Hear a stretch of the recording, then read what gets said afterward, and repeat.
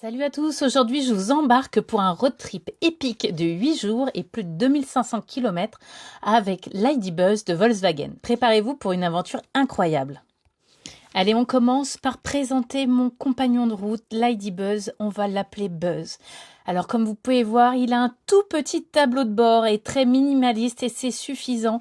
Il permet de voir tout de suite les véhicules qui sont devant ou à côté. Au milieu, eh bien, ma vitesse et ma consommation. Et à droite, le GPS. Alors l'ID.Buzz, il reprend le design iconique qui rappelle le mythique combi Volkswagen, mais avec une touche de modernité et une carrosserie super aérodynamique. Franchement, il est magnifique, non? Alors pour les fans de chiffres, voici quelques détails. Il a un moteur électrique de 150 kW, soit 204 chevaux, avec une propulsion arrière. Sa batterie de 77 kW est intégrée dans le soubassement pour un centre de gravité plus bas.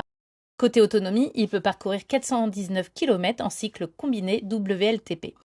La recharge est rapide, en 30 minutes grâce à une puissance de charge allant jusqu'à 170 kW. Alors pour les amateurs de van life, avec les sièges arrière rabattus et un plancher supplémentaire, j'ai pu installer un matelas de 2 mètres sur 1 mètre 20. Dormir à deux à l'arrière, c'est un jeu d'enfant. Le van life, c'est voyager à moindre coût tout en respectant la nature grâce à l'électrique, pas de bruit et pas d'émissions de CO2, juste le plaisir de la route. Alors beaucoup de gens me demandent comment je gère la batterie et les recharges. Je conduis tranquillement, j'apprécie le paysage, je prends des petites routes, ce qui optimise ma consommation d'énergie.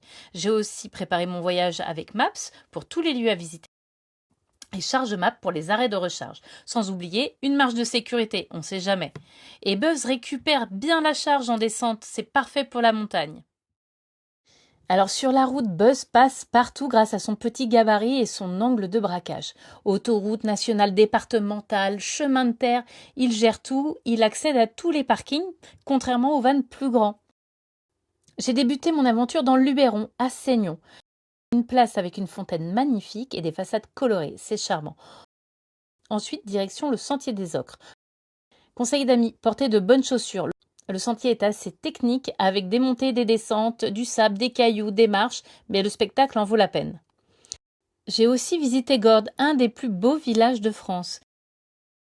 Ensuite, musée de la lavande et Beaunieu, un incontournable. Mais attention à la marée de touristes qui se garent sur le bas-côté et qui mettent tout le monde en danger. Donc, je n'ai pas fait cette photo instagrammable. En revanche, petit détour pour finir dans cette région par les carrières de lumière au Beau-de-Provence. Et alors là, spectacle magique, quelle que soit l'exposition. Avant de continuer cette aventure, je te fais visiter Buzz. Alors tu peux voir qu'à l'intérieur, il y a des vides-poches un peu partout, une prise allume-cigare, parfait pour gonfler le paddle, qui est caché, regarde bien, derrière les bacs. C'est bien parce qu'en fait, sous le plancher, il y a plein de place. On peut ranger toutes nos affaires et ça, c'est top.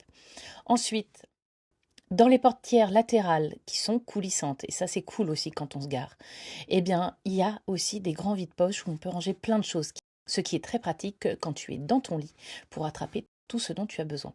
Ensuite, dans les portières latérales arrière et celles passagères avant, il y a une prise USB type C, aussi très pratique pour pouvoir recharger tout quand on conduit. À l'avant, tu noteras qu'il y a un porte-gobelet qui est caché. Et ce que j'apprécie particulièrement, c'est qu'il n'y a rien de posé entre les deux sièges avant, ce qui m'a permis d'y poser ma glacière. J'ai apprécié particulièrement les accoudoirs des deux côtés pour les deux sièges. Et ça, c'est top quand on conduit aussi, c'est hyper reposant. On n'oublie pas à l'avant de cacher une prise 12 volts et ça a été génial pour recharger mon ordinateur.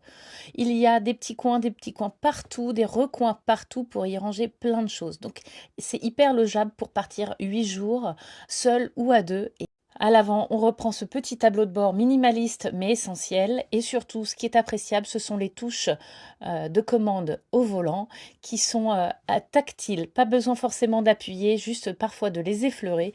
Et depuis ce grand écran sur lequel on peut avoir Android Auto ou CarPlay, on a la chance de voir en grand sa carte et aussi on peut piloter tout ce qui est essentiel dans le véhicule, notamment la clim et les autres modes de conduite. Et pour terminer, on apprécie ce grand haillon à l'arrière qui nous permet d'être à l'abri de la pluie, mais qui peut faire aussi office de pare-soleil. C'est parti pour la Camargue où on apprécie de télétravailler à l'arrière de Buzz, le haillon grand ouvert avec vue sur la mer, la plage et des chevaux. Et bien évidemment, nous sommes en Camargue. Les salins de Giraud, c'est 11 000 hectares de salins roses. Ils sont roses à cause d'une algue et alors c'est encore beaucoup plus visible quand le ciel est bien bleu et le soleil au zénith. Les salins de Giraud, c'est là où il y a des flamants roses. Et des flamants roses, tu vas en voir à perte de vue. Mais encore beaucoup plus appréciable pour les voir, c'est de se lever tôt le matin en direction de la plage de Piémonçon. Et là, sur la route, tu vas pouvoir les observer de près. Ensuite, direction l'Auvergne. Et pour passer en Auvergne depuis la Camargue, on traverse les Cévennes et ces petites routes sinueuses. Et franchement, c'est hyper agréable. Ensuite, je me suis arrêtée au méandre de Cueil. Alors là, c'est hyper impressionnant, ce serpent d'eau qui passe au milieu des montagnes auvergnates. Et je ne pouvais pas quitter l'Auvergne sans passer par le puits de Sancy. J'ai pris le téléphérique et depuis là-haut, tu peux aller jusque tout en haut avec des escaliers, encore des marches, et oui. Mais une fois arrivé là-haut, tu as une vue splendide. Côté coût, j'ai calculé. Pour 2500 km, ça m'a coûté 270 € de recharge. Notre pays est riche en diversité culturelle, paysagère et culinaire.